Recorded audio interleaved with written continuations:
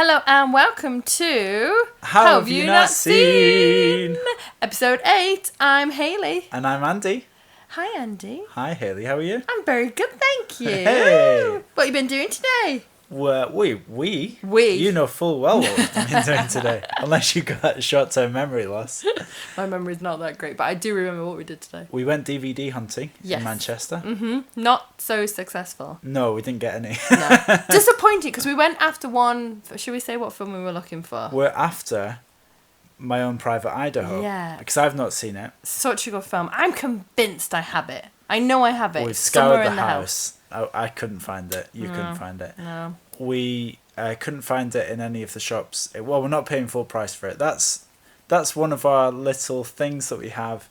We will source it. Yeah, we'll desperately want to find a DVD, but we will not paying over £3. We're not purchasing it from HMV or online. No. We've got to go and find it. So we did it with Vampire's Kiss, which was extremely satisfying. It's very rewarding. We found that in Manchester. And the same day as we found Village of the Damned. Yes, brilliant film. Go and see it, because we won't be doing that. We won't be doing that, but Andy's definitely seen watch it, that. but it's well worth it. I wish we had done. We watched that fairly recently, so we should have done, had we have been doing the podcast at that point. And then... We'll do that when we run out and go, retrospect! I hadn't seen it, like every film. We also got Psycho 1 to 4. Yeah, the box set. The box set, which was a real tough find, but we got there. Mm-hmm. When the guy in HMV said it didn't exist, I was like, I know it exists. Lies! So we've successfully found everything we've been after. Yes. So, My Own Private Idaho. Well, we found, what was that one with Patrick Swayze? Tu Wong Fu. Tu Wong Fu!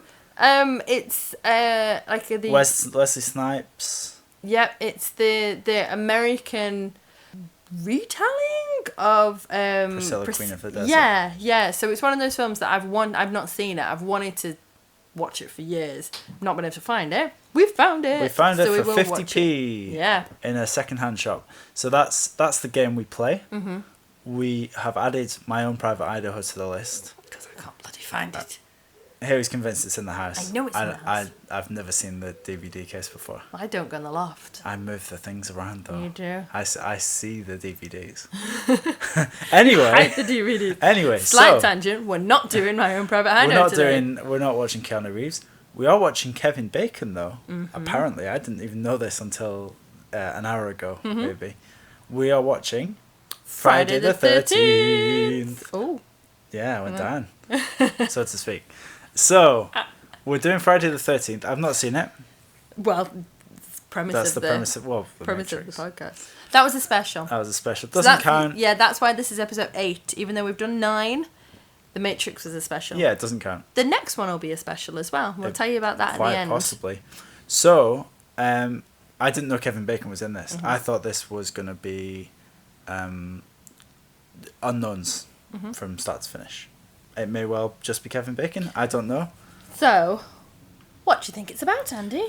I think it's about a crazy guy with a hockey mask on that kills people with various implements. What's his name, do you think? I know his name is Jason Voorhees from popular culture. Right. So I'm thinking along the same lines, maybe of Halloween. Okay. It's that kind of era, isn't it? Halloween, Nightmare on Elm Street. Mm-hmm.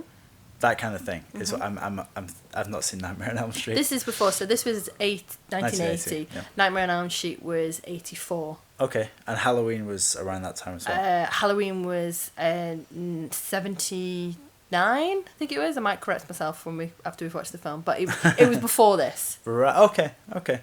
So the Michael Myers character, was that a popular? Well, we'll get into it after the film. I've got a lot of questions.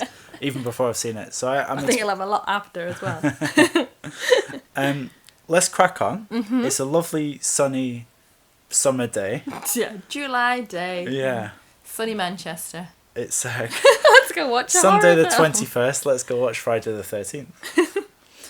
So we'll go and watch it. Here's the trailer for you guys. We'll come back in a couple of minutes and we will review Friday the 13th. Yeah, if you've not seen it and you've not listened to the podcast before, major spoilers coming, so go and watch it. Go and watch it. Or just decide you don't care and listen to the rest anyway. Yeah, that works. That works. That can happen. Yeah. Right. So you get the lasagna. Yeah, we've not had tea yet, so we're gonna go eat a lasagna. That's what watching it. I'll get the film. Yes. Might have some popcorn after. Nice. Mm-hmm. I like it. Right. We'll see you. We'll see you soon. Bye. Bye. Hello? Who's that? Oh, hi. What are you doing out in this mess? 1, 2,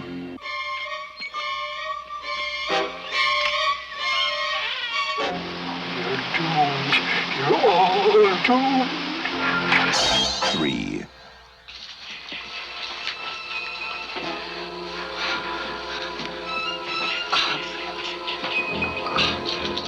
We weren't doing anything. We were just messing with 4.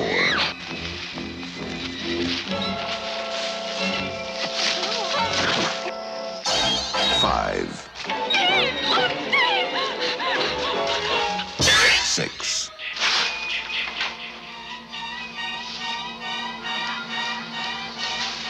'Must be my imagination.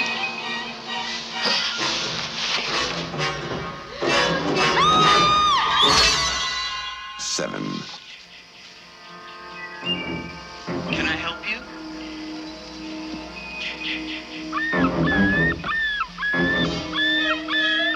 Hello?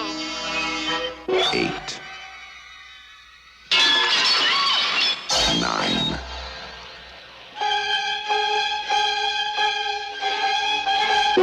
10.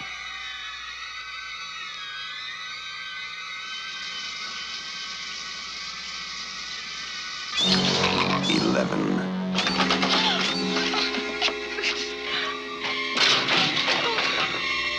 12.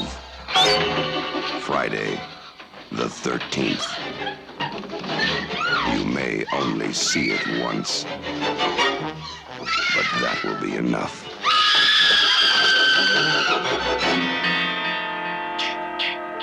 Friday, the 13th.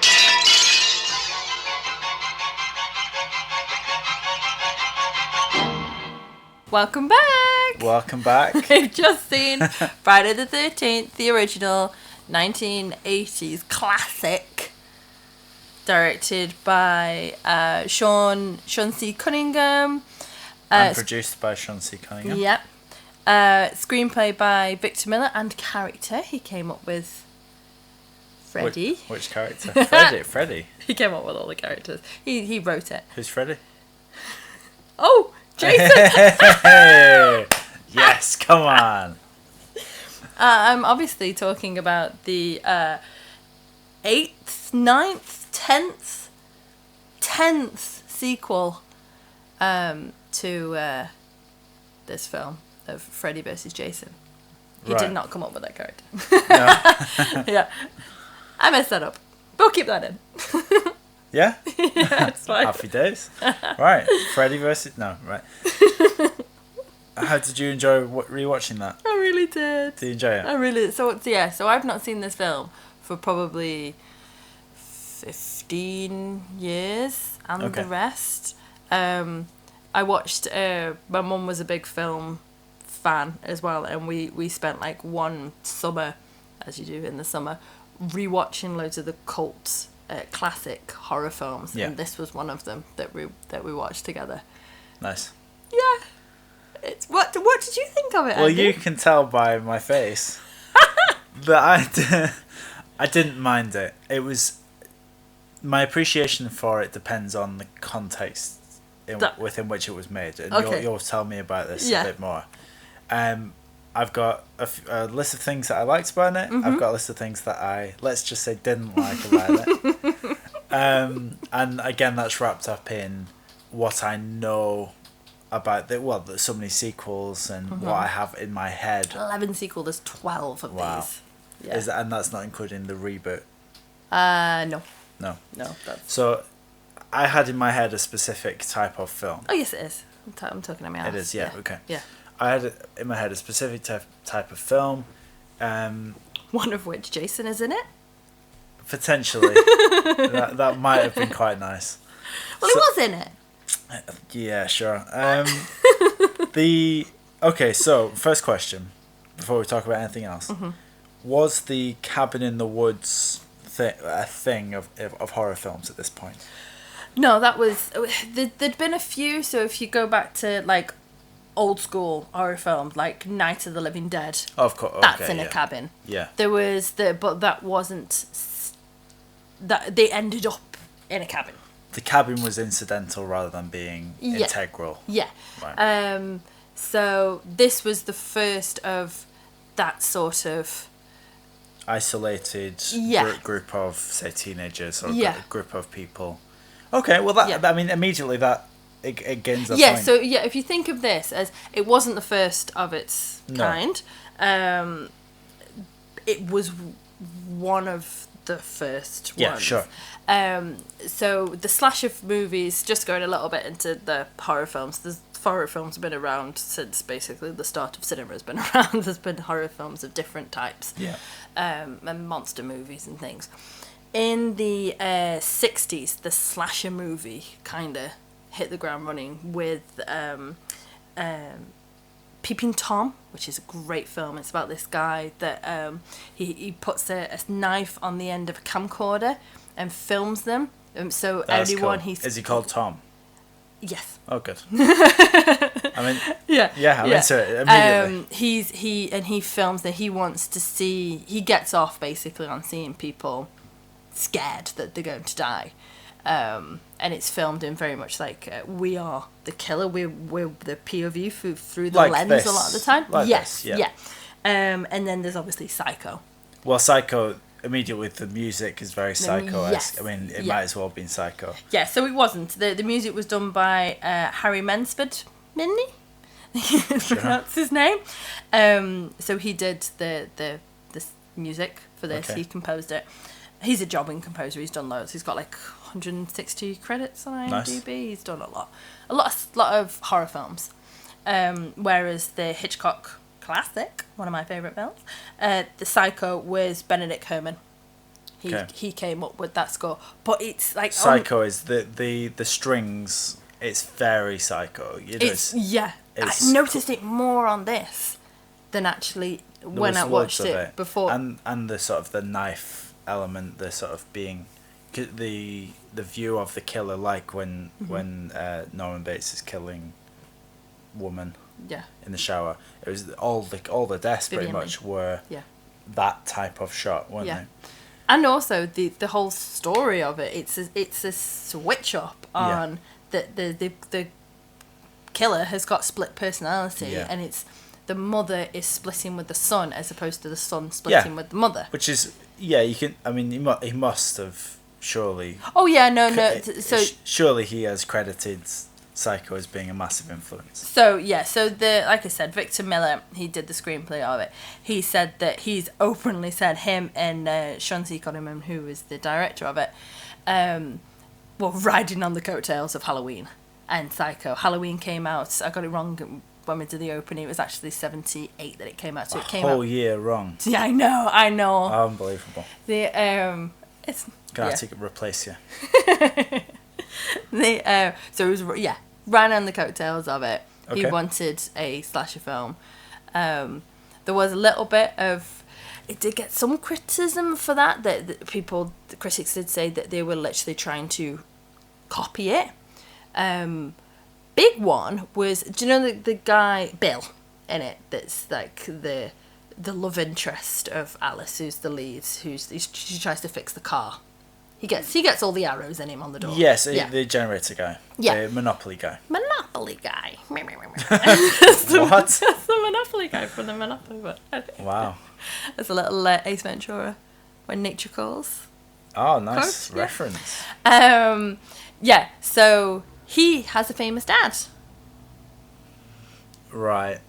You won't guess it. No. It's Bing Crosby. Bing Crosby. Yeah. Cool. I'm dreaming no one. Yeah. So that's his dad. He didn't want this role.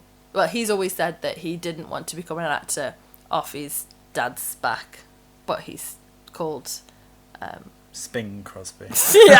Harry Crosby. So it's like, well, change your name if you don't want alphabet. Yeah. And Halloween obviously had Jamie Lee Curtis, who is Tony Curtis. Tony Curtis and Janelle Lee? Vivian Lee, who Okay. is Psycho. Yes. So they were saying like, oh, you've just got another Hollywood kid in to do one of the main roles. The producer and the director said like, no, we didn't actually know that he was that guy's person. He didn't tell us. So, and he's not even the lead. She's the lead. She's the lead. Alice. Yeah. Alice. She's not done much else. Has she not? Oh, that's a shame. None of them really have, except for obviously Kevin Bacon. And Kevin Bacon's done. Oh, he's been in a few films, hasn't he? Oh, Kevin. One of my favourite games, 6 Degrees of Kevin Bacon. So, but he hadn't done much before this. No, well, I'd hope not, because... He'd done Animal House. Oh, right, okay. Which was a couple of years before this. That was in 78, done Animal House. Right. Not one of the main characters. He's in it. Yeah. He's like a frat boy. Sure. In it. But he did this and then went back to being a jobbing actor for a few years. And then got cast in Footloose in 84. Which we'll do a podcast on. Yeah, because you've not seen Footloose, Footloose, which is amazing. Oh dear. Dun, dun, dun, dun, dun, dun, dun, dun. Been working so hard. I know the song. You're singing it now. I know the song. Kevin Bacon. What did you think of Kevin Bacon in this? I don't really have anything positive Your to eyes say. rolled at the kissing scene. Oh yeah. He was enjoying that. He was milking it a bit, yeah. She was a very attractive lady. Yeah, sure, go for it, Yeah. Kevin. I don't really have anything positive to say about any of the acting in this. Frankly, so if I told you, so these were all, they weren't teenagers, but they're all in their early 20s. Yeah. Pretty much all of them had come off the back of, they were Broadway. Really? Yeah. So they used to theatre darling and projecting. Yeah. So, and they got sent for a casting call because they put a casting call out for kids that looked like they would be in the Pepsi commercial.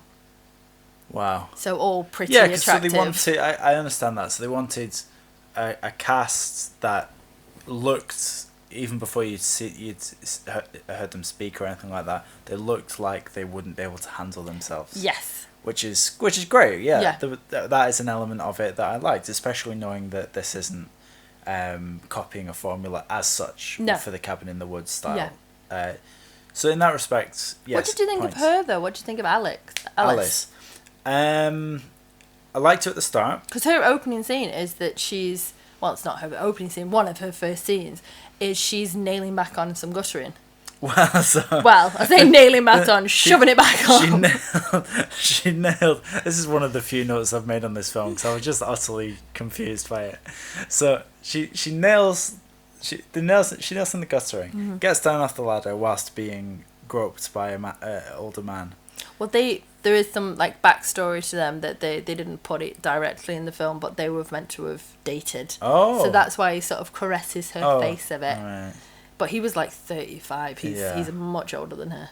And it's so creepy. So she got down off the ladder, moved it literally an inch.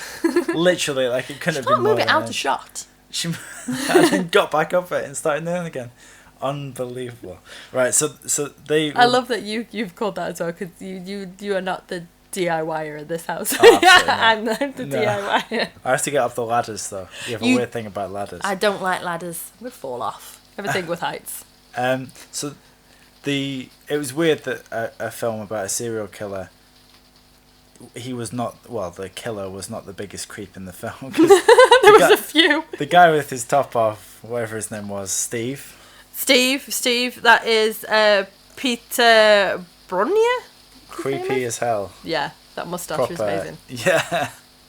It's quite, just to go on a side note, I don't know if you can hear this on the podcast, it's raining quite a lot in here, which is quite fitting for this. And the generator's just gone off. Dun, dun, dun. Let's run to the next cabin and lock ourselves in a pantry. Oh, God. So the first scene, where it's establishing so it's back in 1958. Yes. So 22 years prior to the film's release. Yeah. And you had the camp, and then someone gets killed. That was the mother as well, was it? Yes. The assumption is. Yeah, because the son had drowned the Yeah. year prior to that, and she blamed them for Okay. cavorting and not watching Yes. the son when he drowned. Right. In the later film, she found out that he was bullied and possibly drowned on purpose, and it wasn't like an accident. Oh dear. But yeah, no, she did that. The guy, the first victim, the guy that she killed, looked just like Nice Peter from you've seen him in Preston before. He's a comedian, like American comedian songwriter.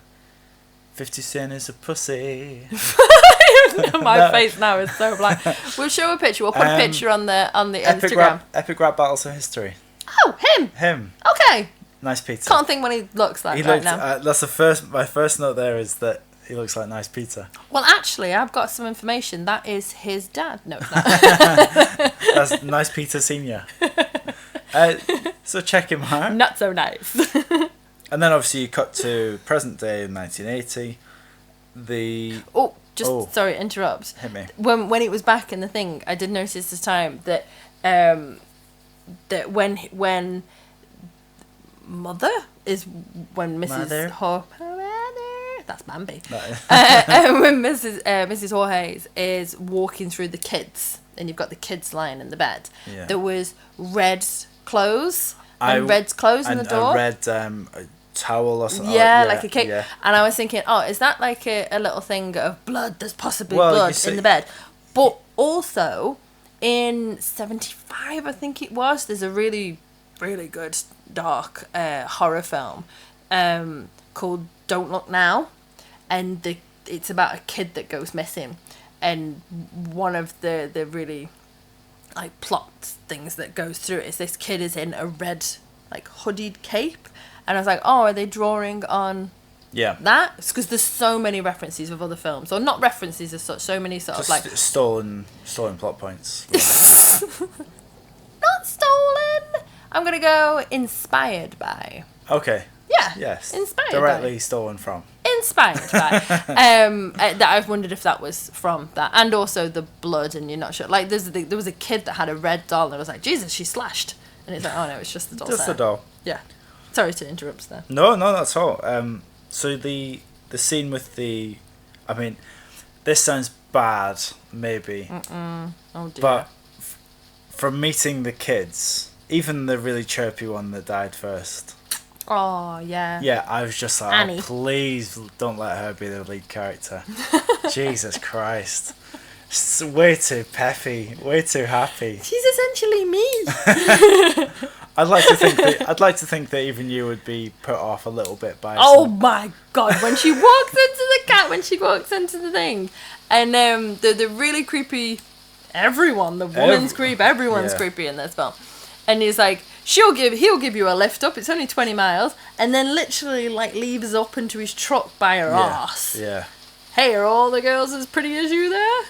And he's not the weird one, apparently. The one that's warning them to not be there is the What weird was that guy's name?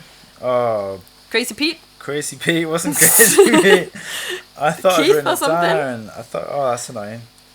The guy, they were after him. The police were after him. What was his name? My name is Bill? No, Bill's Cosby's. Bill Cosby. No, he was the creepiest. No, he was very creepy. He's not in this. So one of the moments in the film I enjoyed the most, or two, I guess, because there was two parts to this, was him, the guy that was warning her about the killer, was when he was cycling away. both times, whether it was at the cabin or at the store in the town. They held the camera on it for so long. Wow, I loved that.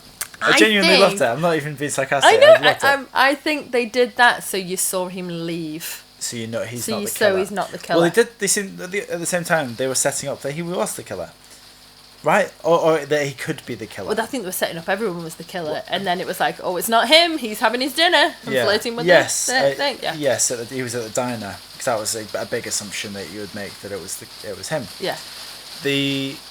One of my main issues with this, while we're talking about that point, is I hate it when films just oh, by the way, it was this person you've Yeah. never met before. Yeah. You could even pop her in at the start or something, because obviously she knew the Christie guy, Yeah. Steve. She knew the people in the town. Yeah. You could have just dropped her in earlier on, and then I do totally agree with that. and then you would have been like, oh, wow, it's her. They should have done like a Scooby-Doo thing. Yeah, absolutely Of like right. when they were Absolutely. pulling up or something, that it had been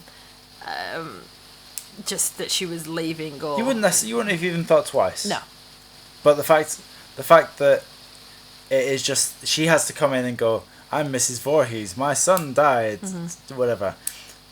That really, really just, it's so unimaginative. She's got the same truck, but they did try and do it a bit. She had She's the got the same same tr- yeah, truck but that- as the Steve guy. But you could do, so it's like, you could do that with anything. is it him? No, I'm not arguing with this. I do agree with this. It's obvious that when she comes in, it's like, oh, there's a new character that's It's been gonna be introduced her. 10 minutes before the end. Exactly, and I can't think of any examples of films, but some bad films tend to do that, where the twist, you've got twists like, Spoiler coming. well, no, you can have really, What twist, Andy? you can have really good twists in let's think of one. I shouldn't say one, should I? But you can have really big twists in these sort of horror films or thrillers where actually it spins on a dime and oh wait, he's the killer. Yeah. And that's fantastic. There's nothing better, I don't think, in films when the rug gets pulled out from underneath you and God, like one of the guys you've been rooting for the whole time is the killer. Kevin Spacey. Yeah. Or I was thinking Scream. Yes. When exactly. It's surprise, Sydney. Well, that's kind of the point. Yeah. Scream is a good one where you follow this character the whole way, and then hang on. Well, that's Wes Craven, Okay. who is very good friends with Victor Miller and Sean C. Cunningham, Okay. the directors. And he did Nightmare on Elm Street. Right. So he did Nightmare on Elm Street in 84, I think it was, 85. This is the same universe. Yeah, because they fight each other. Yeah, exactly. Yeah. Later down the line. So the Nightmare on Elm Street and the Friday the 13th, there is crossovers. So much so that, because they are friends in real life, so much so that in one of the Freddy Krueger Nightmare on Elm Street sequels, they were going to have a flashback to Freddy Krueger, who's a child molester before he died. His character was going to be molesting young Jason Voorhees, and that's what sort of made him. They didn't ever use That's it. good, though. I like that. Oh, No, I I like like when they do things like that. They didn't. It isn't any other films as yet, but he has said that is like a plot point that he would like to use at some point. So Nice. if they do a Yeah. Nightmare on Elm Street 27, or The guy who was warning them was called Ralph. Ralph. Oh, I Ralphie. did write it down. Yeah, so that really, really bugged me. That was probably the worst part. Is that I mean, I was waiting and waiting for the hockey mask to come out. Come on, you could have told me. So Hockey mask isn't until the 3rd. Are you joking? There's another. There's. He gets his face covered in the next one. He has a bag. He has like a sack with He two has holes a in. bag. Yeah. Right, so he's living in the lake. Yeah. Crazy fish man. Crazy fish man. So okay, so I'm not gonna go too much into spoilers on these, but like I said, there's a lot of. All right, so lot of yeah, go on, sequels. hit me with. So okay, so Jason's journey. Jason's journey. Yeah. If you don't want to know at all, fast forward about 2 minutes. If I'm still talking, going Jason, you need to fast forward another 30 seconds. Or the podcast has skipped. Throwing a little. Okay, so Friday the 13th, 1980. Yes. This one that we're talking about now. It's not shit. Take that back. You were enjoying it. I enjoyed bits. Okay, so then there was a sequel, part 2, which is 81, where Jason, it's set 5 years later, has a bag on his head. And then there's the third one that was 82, which is Friday the 13th 3D, which he gets the hockey mask. 3D the 13th. 3D the 13th, that's in 82. But he gets the hockey mask from a character called Shelby, who's like a prankster in it, that is a bit of a dick. He scares the other campers by putting a hockey mask on, and Jason I'm going to do that a lot. You are. Jason sees it and goes, I'm having that. And he puts the hockey mask on. The creation of the hockey mask, 82. So only 2 years later, but on the third film. Yeah. So we got 4, which is the final chapter, which is a lie of a title. That was in 84. And that's got young Corey Feldman in it. From the Goonies. Oh, yes. Yeah. Okay. And he... Spoilers, he kills Jason in it. Oh, but Jason was dead in the first film. Oh, he gets raised from the dead, and then he kills him. And then there's the fifth one, which was 85, a year. So the proper crapping these films out is A New Beginning. The character of Corey Feldman is now an adult and is released from a mental prison, like 20 years later. And everyone thinks it's him. Blah, blah, blah, blah. It's not. I'm not going to tell you who it is, but Jason's not in that one. Jason's not in. Oh, like Friday the 13th then. He's in it! He's in the lake! But he's not in it. 6, Jason Lives. I put Jason Lives here. Jason Lives, that was 86. He gets raised from the dead. He's a zombie now. And he gets killed again. Oh, and he's strong. This is the first time we're seeing the Freddy, Jason that you know. Yes, with the sort of overalls on and the hockey mask. Yeah, that's sort of the creation. That's the seventh film. Sixth film. Jesus Christ. Only 6 years later, but yeah. I know this isn't anyone else's fault bar my own, but I really want to sue someone for false advertising on this. It's not false advertising. It's in the franchise. You just come in. No, that's early. What I mean. It's so then you got 7, which is New Blood, which goes on a totally different tangent. The girl's got like telekinesis and she can move shit with her mind. She thinks Jason alive, so he's dead, and she thinks she can resurrect people by thinking about them. She's chosen Jason. Well, not intentionally. Okay. He kills the dad. They have a big fight. She brings the dad back. He chains Jason to a bottom of a lake. Then we're on 8. Jason takes Manhattan. So now they're on a boat. So it's Jason on a boat. Well, I'm just gonna leave the room at this point. This is 8 to 9. They have fights. He goes into Times Square, all that shit. He gets killed and melted by toxic waste and washed away. So we're done. Jason Goes to Hell in 9, which is 93. Cool. Yeah.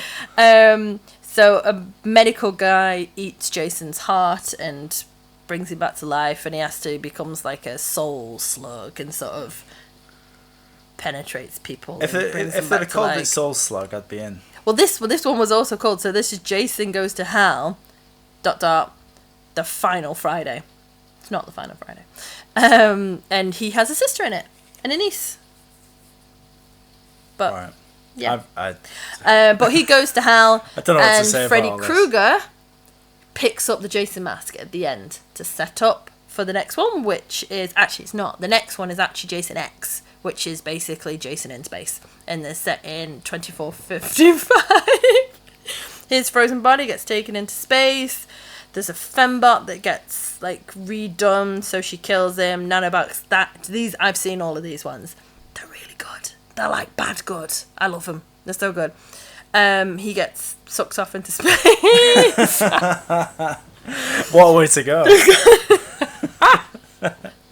It's ejected into space. Ejaculated into space. That was 2001.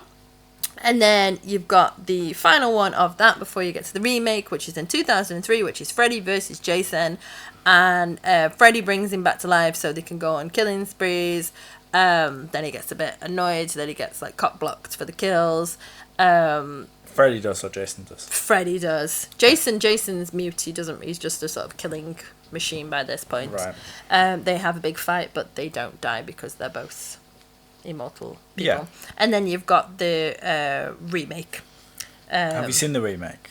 No, I've not. Okay. I've not. It's a remake reboot. I believe I've seen the trailer for it. Looks quite good. I presume with Jason's in this one? Yes. Because they know what they're doing at this point.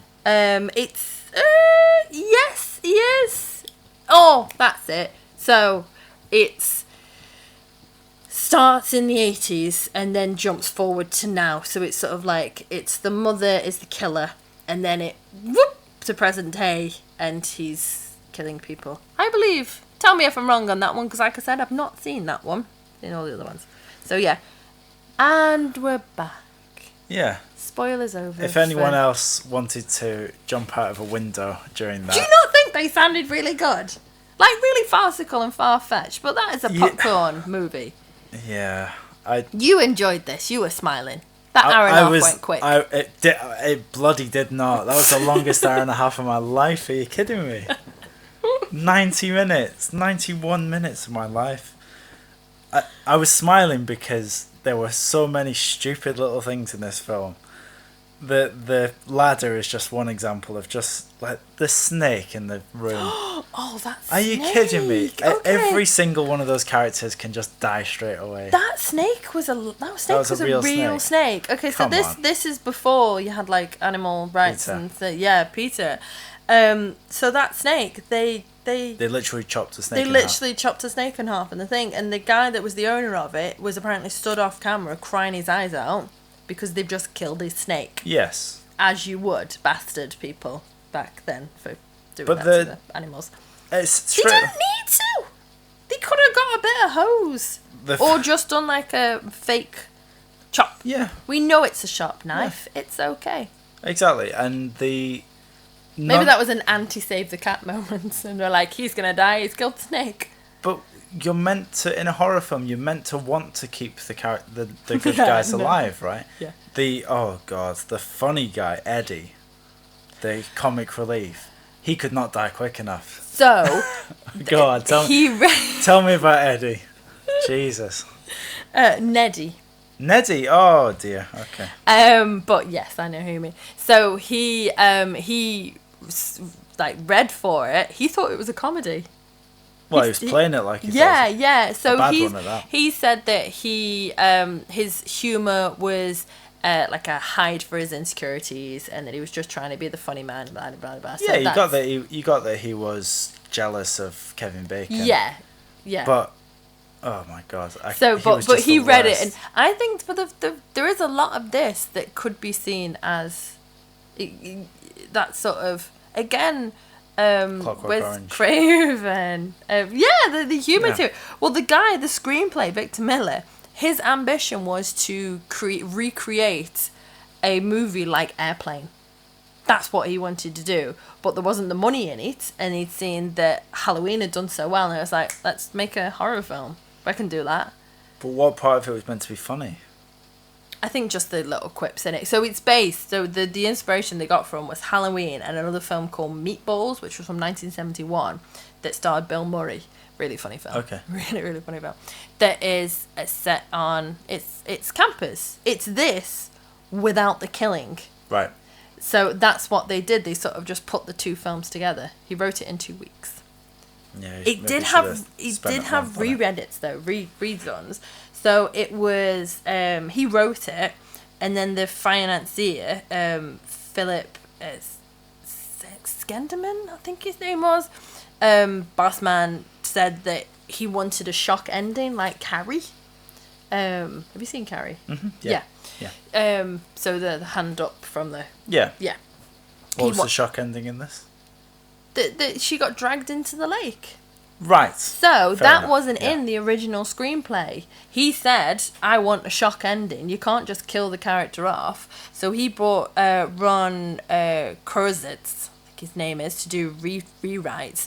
And he wrote in the child in the lake. He wrote that Jason was alive. So the whole thing was... Oh, okay. Right. So the original one ended with her, like, killing... So just a straight revenge thing. Yeah. No supernatural or whatever you would call it. They said that they didn't do it for monetary. They weren't setting this up to have 1 million sequels. It was purely a plot device. Sure. Of a shock, because it did that shock thing, and it worked so well in Carrie. Can respect that. They nearly did it as that it was a dream. Do you know? Because she's like, we didn't find a boy, and they were like, it was meant to be Was she dreaming? Was she not dreaming? Was he alive? Right. And then they did the sequel a year later, and they go, no, he's alive. Well, that's a shame because I think with Carrie, you know, obviously that's brilliant. Mm-hmm. With this, you know, if you got to the end and I didn't think I was going to see a hockey mask, a 6'2" hockey mask wielding, whatever crazy man. That kid though, that kid's been in that lake for 22 years. That should not be a kid anymore. That should be a full ass grown man. Well, he could have. What, been pruned? He could have Been in the water that long? I don't know. I mean, we're trying to question something that doesn't make any sense. So. If that had been the end and no sequels, nothing, then great. Yeah. Great, because you don't really know if it was true. Yeah. You're always second guessing yourself, so that would have been better. I say that I do love the sequels. The latter sequels in particular, when they start getting... It's the same as the Fast and the Furious things. The early Fast and... No, we love Fast and the Furious franchise, all of them. The first ones, solid films, and then when it gets to... Is it 5? No, it's 6. 5, yeah. Is it 5 that's a bit... Well, the Rock comes in 5. So Yeah, when it gets hit that, you're like, I am on board. These are ridiculous. completely ridiculous and amazing. So I think that they've sort of gone on that sort of line of thinking. Yeah. Fair enough. There were bits I liked about it. I will tell you them now if you like. Yeah, please do, and then I'll tell you if there's a reason. This that you will like not them. take long. I enjoyed the killing of Kevin Bacon. That was a genuine little shock there for me. Yeah, I thought that I'd remembered that it was longer in between. They killed these kids off really quickly, and I liked his death. Did you like how it was done? No, well, I mean, yes, it was fun, but I mean, by modern standards, it looks. This was an 80s. Terrible. This is an 80s film. So the guy that done it, he's like big special effects artist, Ton Salvini. He set it all up. So how they did that? Kevin Spacey. Oh, not Kevin Spacey. Kevin Spacey's under the bed. He was at the underside of the bed. Yeah. Kevin Bacon is under the bed. They've cut a hole for his head, put like a fake body, and they've latexed his face to this fake neck, and then there's like a blood spurt happening. Didn't work. So they filmed it. It was a one take thing because they'd put this. So they put the knife up there, stabbed it. He's dying. Then the blood didn't start spurting out. So the guy, Tom Salvini, he got on the pipe that's connected to what should have been the gag of the blood coming out. Didn't work and just went and blew on it. So that's why the blood splurted out and was bubbling. Okay. Because it didn't work. So it was like, well, we need to do something. To get it done. And I think that worked great. I think it was good. I mean, from a failed effect. You look watching it at the cinema. I imagine was the same. Watching it on a fairly big TV, it looked like it was papier-mâché or something. You say that now it does. Well, by modern standards. Yeah, anything. If you go back further enough, when the original horror films came out and they cut people and you could see them. Yeah. The things. When they first showed it, there's a train that comes like down the barrel of a camera. I think it's an old Chaplin movie from like 20s or something like that. People genuinely freaked out because they thought a train was going to come through the cinema. Yeah. You have to judge it on the standards of the time. Ray Harryhausen, right? Exactly. On modern standards, not great, but at the time, revolutionary. So, exactly. You've got to judge it on the time. I get it, but watching it now, it's... So back off the SF. No. Okay. Thing that I liked about this film, number 2. Nice. I liked that nobody knew there was a killer until Alice saw the body. Nice, yeah. No one there at all knew what was going on. Yeah, so it was justified that they stayed. Yeah. Because it does get annoying when they you find that someone's died at the start and they're just running around. Well, Alice made up for it. I'm going to knock you down and run to the next cabin. Double tap. Always double tap. Always double tap. Right. John Wick that shit. Chest head. Zombieland. Zombieland, that's it, yeah. Right.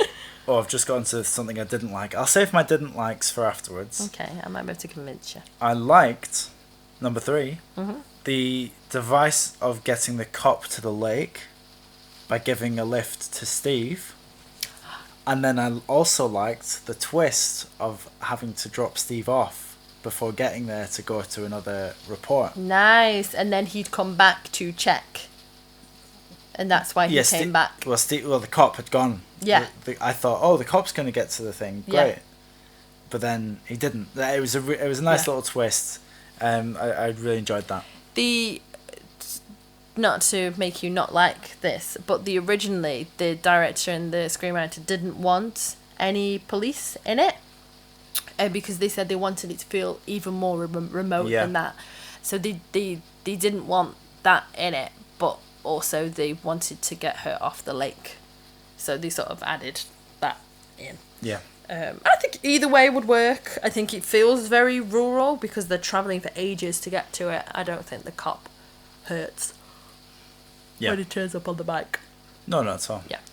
That's it.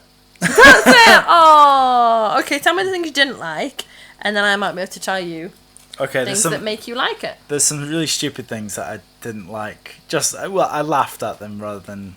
So the pushing the tree stump over right at the start. That was amazing. For we've had a lot of trees. We've had trees coming out of our arse. Yeah, in our garden. And it's a bastard to get rid of. Yeah, a little sort of 6-inch diameter tree. Has a ages. Big ass root system. That had no roots. Kevin Bacon comes up, flicks it over, and we're done. So that was fun. Kevin Bacon's the man. He is the man. The policeman riding the motorbike. That was like in between us. Yeah.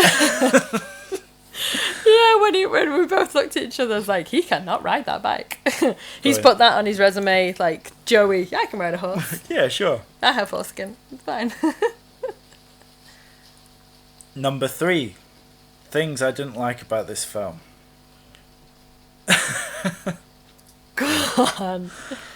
I don't want to seem like I'm being petty. Well, that last one, I think you're... No, of course, I'm being silly. Yeah. This is one thing that I didn't understand, maybe. Okay. Not that I didn't like it. Mm-hmm. The child's voice shouting for help. I think that was her. That was her. It was a woman. That was her, because she was like, kill them, mummy, kill them, get them. Yes. Yeah, so it was... At that point, I still was expecting... It was, again, the Norma Bates thing of Love that it. she's changed the voice. With the whole, kill them, mummy, kill them. So the composer of it, with the kill them, mummy, kill them, kill them. Do you know the... Not wow, wow, wow. Bow. Different film. No, the. Yeah. Oh, nice. ASMR. What's that? So when you get the whole lips. Ooh, I don't like that. That makes me feel weird. You're welcome. Oh no, but yes, the guy said he's actually saying kill mum, as in kill them, mum, and he did it by saying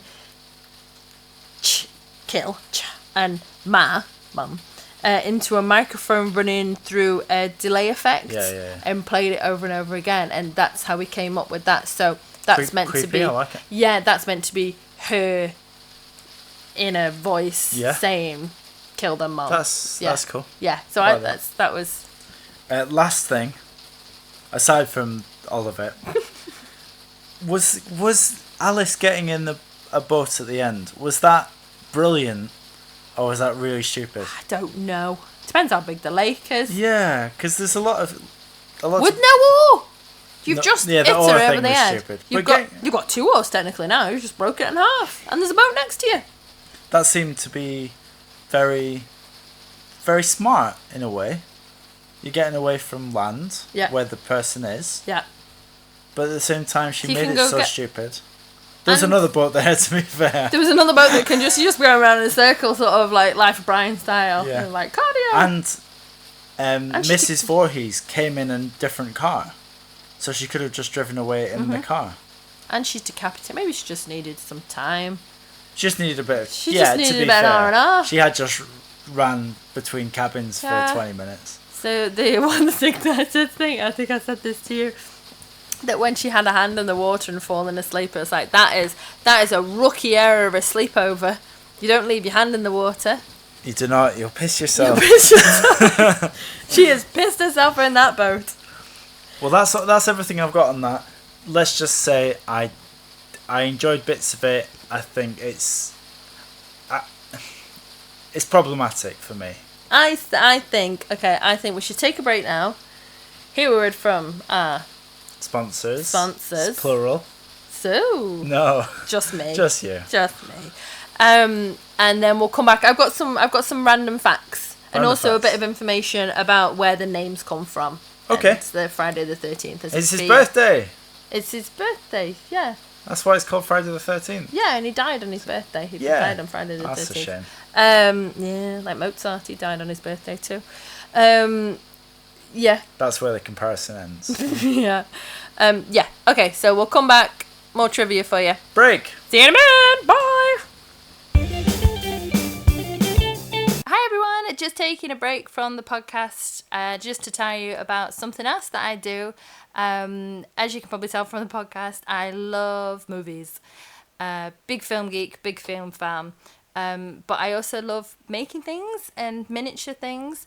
So I've combined the two, and I have made lots of miniature, tiny scale houses and buildings from famous movies. If that's something that you would be interested in looking at, I'd love you to go and have a look at them on Instagram at McCool Collectibles or on Facebook. We've got loads of things on there, so like them, comment, send me a message if you like them, and also some of them are for sale. Which ones are for sale? The Ghostbusters Firehouse. Excellent. Psycho. And Up is on its way, the Up house. Excellent. So where do you go to find out more? That is on Instagram at McCool Collectibles. And how do you spell McCool? Oh, good question. That is MCKOOL. Collectibles. Go and check them out. Follow us. We love seeing new people. Back to the podcast. Bye. Welcome back. Welcome back. Welcome back. Welcome back. And welcome. Okay, so random trivia. Yes. I'm going to hit you with. It was filmed on location in New Jersey. In front of a live studio audience. No, it was on location in a camp in New Jersey called Nobibo Scouts for American Boys, or Boy Scouts of America. The only set that was done was the bathroom set, the shower set, where the thing, that was the only new set that they built. Everything else was actually real cabins. I like it. And they were allowed to film on it because they laid a large donation to the Boy Scouts of America. Good for them. And they said, yep, you can film on it. And that camp is still open today. And they've got like a wall of memorabilia and stuff for it. Do people go out on the lake? Yeah, I'd imagine so. I'd imagine they have all sorts of sporting activities out on there. This podcast is sponsored by Boy Scouts of America. So the budget was $500,000. It grossed nearly $40 million. Decent return. So it's a good return. These films, like, for all the sort of things that people say about them, you're saying about, oh, they've just lost like so many of them and they've gone a bit whimsical. They make the money back. They do well. People go see them. They're a cult classic. This is part of my objection to the film, is that I was expecting Jason Voorhees. Well, the original Saw film's not like where it gets to by the end of the franchise. No, absolutely right, and the but iconic. It does have Jigsaw in it, so kind of. The icon, yeah. It's not Jigsaw's mum. I want to play a game. Where's Jigsaw's mum from? Bolton. The issue is that I wanted my Freddy Krueger. I wanted. We'll watch some of the later ones. I don't know. I really don't know after that. The iconic. I wanted to understand why Friday the 13th was such a big film, but a franchise. You've just seen it. No, I really haven't seen that. I really don't get it. If that was why people love Friday the 13th, then I just don't get it. I'm sorry. it's the start of it. No, I've but that's seen the not sequels, though. That's not why it's so iconic. Though. But it's the sum of its parts. No, the fact that you're saying that. No, I completely disagree. It's the sum of its parts that you can't base it just on the one film as a franchise. So you That's think why if- it's a franchise. You think this film would be as iconic as it is? No. If it was just on its own. No, definitely not. But it's not just on its own, so you can't make that as an argument because it's not. But The second film came out a year later. This has never been really a standalone film. Good point. But the whole Jason in space or whatever is something that you can't get away from. It's not connected to this film in any way.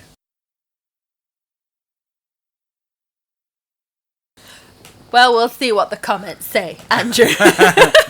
I am looking forward to the abuse you're gonna get. People love Jason Voorhees. Mm-hmm. They don't love this film. I don't know. I love this film. Okay. We'll see if people do. Comment, people. Tell me what you think. Tell me of I'm it. wrong. It's Rocky all over again. Tell me I'm an idiot. Although we have replaced Rocky as the worst film we've seen. Oh, come on. No, I think Rocky's better than this. What if I told you it was filmed in 28 days and took 10 weeks to edit? Oh, what? No, I don't care. It was rubbish. It came out the same year as The Shining. The time... But again, that just makes it seem worse. Yeah, but although, because I was like, I knew, obviously, when The Shining came out in 1980, this film, but when she's banging on the door, she said, he is Johnny. It's like, oh no, that's just a happy coincidence. That's just a coincidence. Yeah. The thing with it was filmed in 28 days. That only works if it's a good film. Like, it's not a compliment. Okay, I'm going to stop you there. I have a question for you. Oh, hit me. So this film, when it came out, did get some criticism. Not the type of criticism you've mentioned at all. No, but yeah. It got accused of being sexist. Oh, right. Do you see that? Let me just pause the podcast. I'll have a think, and then I'll say some words. Okay. Thinking time over. I just wanted to... That was quite funny. It was literally, you could see the cogs going. Yeah. Is it? Is it? The reason... obviously, it's not great to pause the podcast in the middle of a conversation. Sentence. But, yeah, in the middle of a sentence. But it had never even crossed my mind that it was sexist. I don't think it is sexist. I don't think it's sexist In at all. what respect? I don't know. The killer is a woman. The last man standing, so to speak, is a woman. They're all getting in. She's hammering stuff. Not very well, granted. The only thing I can think is that the lads are the ones to sort out the generator. That literally doesn't matter. You can thank. Yeah, that She's doesn't sorted matter. out the gutter and it's fine. Jobs for equal. I don't... They said that so she's like one of the things is also that's not sexist. She's not helpless. I think she screams a lot. She got this because her scream was really good. When they cast her, they were like, scream! Ah! And they like to scream. You're gonna make it in this town, kid. You're gonna scream. Well, so she's not virginal. She's playing the Monopoly strip game and she's smoking weed. So it's like she's not what they're saying that she is. And lots of men die as well. There's an equal number. Yeah, everyone dies. Everyone dies in it. It's not sexist. I don't think it's sexist. I just wanted to see. That just completely baffles me, and that I could tell that you were not expecting that as a question, No. were you? I just wanted to see if you're going to criticize this film. Okay, so so we've got the casting alternatives. Yeah. Not that many. No, as Should I I'd imagine. just tell you because it's literally like a 30-second thing. So we've got Sally Field of mum of yes, I love who Sally Field is. Yeah, big fan. That was a pop bottle sort of cracking. If you wonder what that sound was. I went, Sure, no one cares. Caught me by surprise. Sally Field. On a stormy night. Was she age appropriate? Yeah. She like really she got it basically, and then she didn't want to do it because of the violence in it. Okay. So it was too gory. Well, I think she made the right decision. And the Mrs. Voorhees. Oh, overacting much. Well, she got told to play it down. That's her playing it down. She was so... before I even Has some realized... cracking teeth on her. But she did, yeah. before I even knew that she was the killer. So she did it. She was she was overacting. Crazy. Yeah. Yeah. So it was the other person that was up for it, and Okay. they wanted her instead. And again, she said it was too violent. She didn't want to do it. It was Estelle Parsons, who I don't think you'll know her name. She's in Bonnie and Clyde. She won the Oscar in Bonnie and Clyde for Best Supporting Actress. She played Clyde's brother Buck's wife. Okay. So it's a great film. Great film. But she won an Oscar. And so the woman who did play Mrs. Voorhees. not really done very much. Because that I think would have raised it a little bit had it have been a more high profile. Well, that's what this like was, Kevin basically, Spacey. yeah. In Seven. She got paid £1,000 a day, and she was there for 10 days. And So she said she did it because she needed a new car. Wow. So everyone in it, this was definitely, they've all said that they did it as a cash cow. Yeah. They wrote it. They knew it was going to make money. Good-looking actors and actresses in it.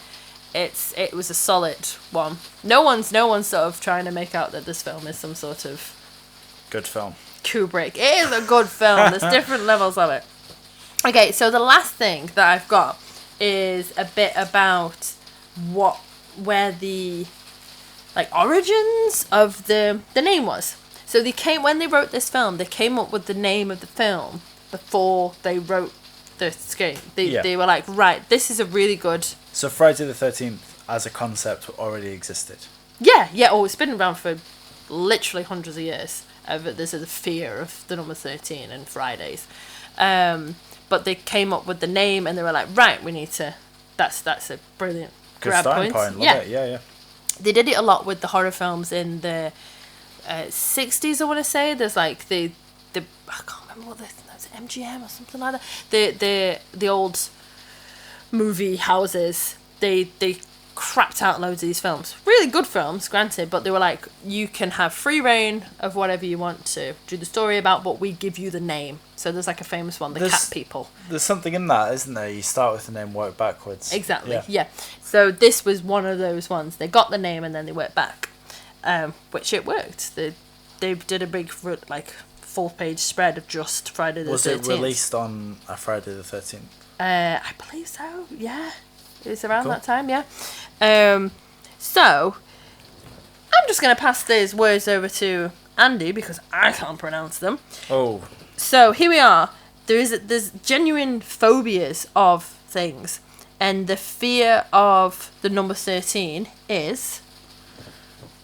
Triskaidekaphobia. Triskaidekaphobia. Yep, that is the fear of the number 13. And then there's an actual fear that is the fear of Friday the 13th, which is... Unpronounceable. It's paraskevedekatriophobia. Yeah. Paraskevedekatriophobia. I believe paraske is Latin for Friday or 13. It's very much like Friday 13 fear.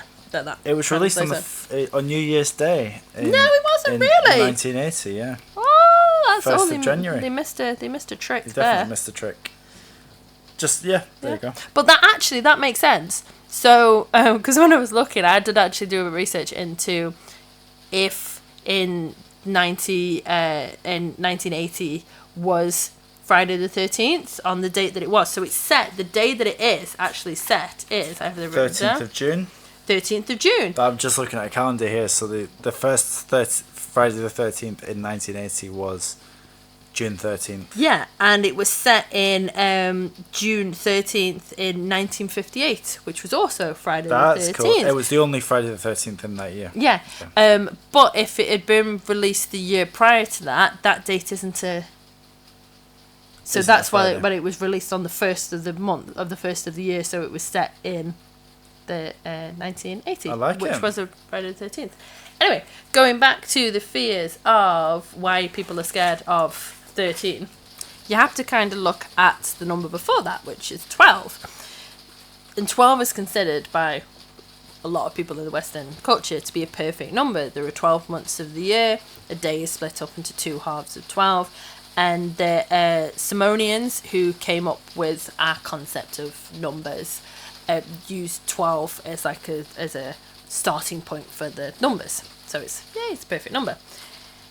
Followed by 13, which is not a very lucky number. So there's 13 members at the Last Supper. The 13th member, depending on where you look at it in the text, whatever you call it, Bible, the 13th last person was either Jesus, he didn't have such a lucky day, Judas, or Judas, the baddie, the baddie of the piece. So it's like either way you look at it, one of those two didn't have such a good day. Both of them didn't have the such a good Mrs. Voorhees of the piece. Yeah. So the crucifixion, to quote Life of Brian, the crucifixion was held on Friday the 13th. Really? Yeah, it was held on Friday the 13th in the Bible. Eve tempted Adam on a Friday, not the 13th, but just a Friday. So Fridays are seen as unlucky. And the what they called, I haven't got this written down. This is just going from memory. The temple Impala or something. The people that were in the knights that were in charge of looking after the Holy Grail. They all Templars. That's it. Thank you. Yeah. They all got slaughtered on Friday the 13th. Okay. As well.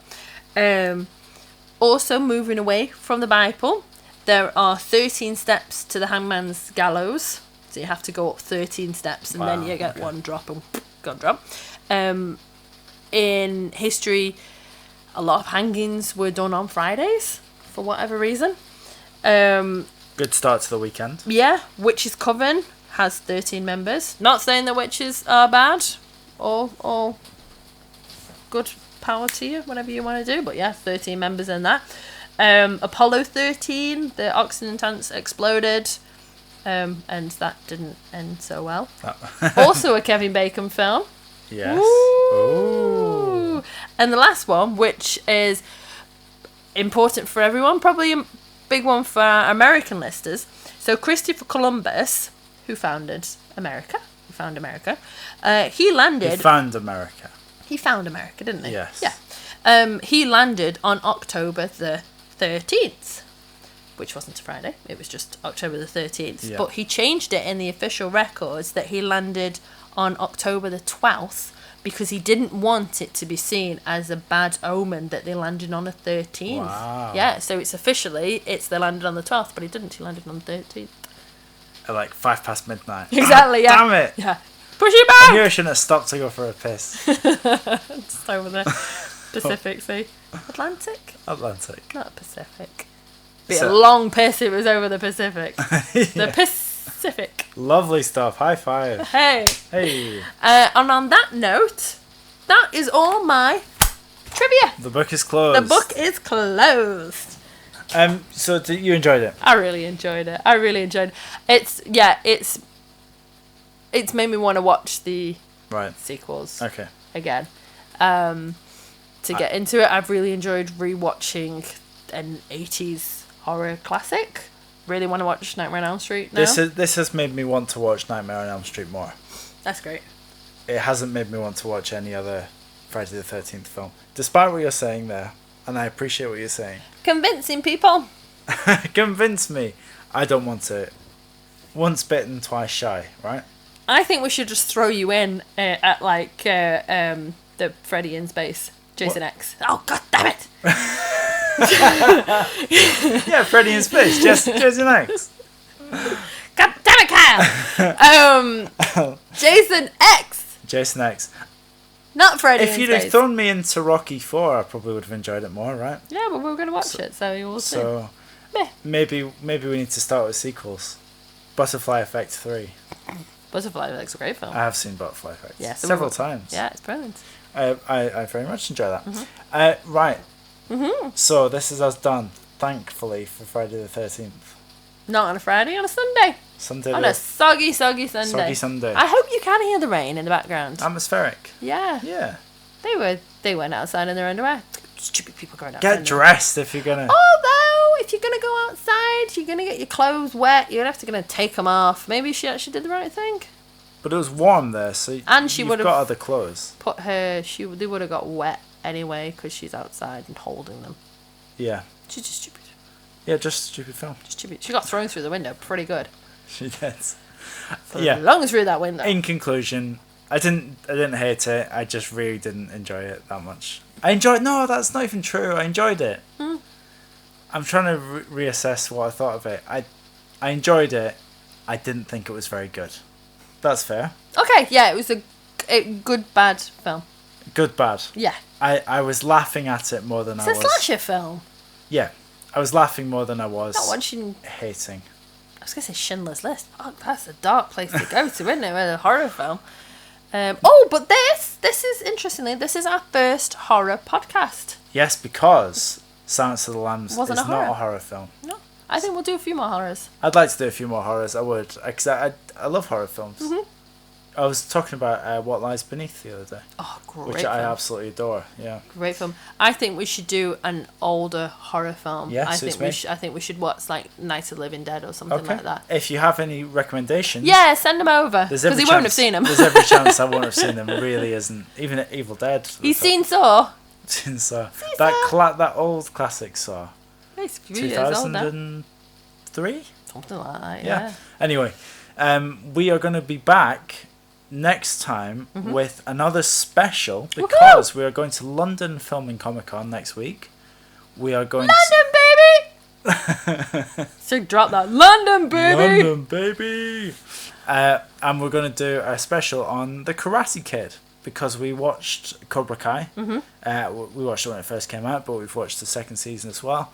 And we're going to meet some of the cast, and we're going to listen to a talk from the Cobra Kai cast. And we wanted to rewatch Karate Kid. Yes, because it's an awesome film. It's an awesome film, and also we just want to reassess given the new information about the characters. Yeah. So I'm really looking forward to rewatching it, having watched the Johnny TV Lawrence. series sequels of how he viewed the story of Karate Kid Yeah. and what was happening. I am full on Team Johnny now. I am not Team Johnny. Yeah. Anyway, well, hey, we haven't watched it yet. It might get changed back. So we will be back next week with Karate Kid. Yes. Please, we've both seen it, so please send over your favourite moments from that film. You can visit us on... Oh, God, don't do it, me. Your visitors on... on Instagram, we are at How Have You Not Seen. Yeah. You're looking at me and I look so blank and I know exactly what it's called. On Twitter, we are at Not Seen Podcast. Yep. You can go to our website, howhaveyounotseen.com. Go to our SoundCloud page, How Have You Not Seen. Yeah, and on the website, people have been doing the little comment thing. Yeah, doing the little comment thing. They have. Yeah, so send us some comments over because we can actually read them. Yeah. We have proof. We've read them. Multiple people used our contact form. Yeah. Which is very exciting. Good to know that people are listening. We're not just sat in a wet conservatory listening and talking to ourselves. I'm not sure. We're doing that as well. People might not be listening to this part because I've just been complaining for an hour. People might have switched off by now. I don't think so, because I'm all for it. The people slagging you off on the subsequent. Yeah, if you want to slag me off, go to any social media place and just type in obscenities and it'll get to me. We will see you next week. We look forward to hearing from you. I hope you've enjoyed the podcast. We've enjoyed making it. In parts, yes. Oh, come on, you enjoyed that as well. I did. I enjoyed it. Thank you for listening. Bye.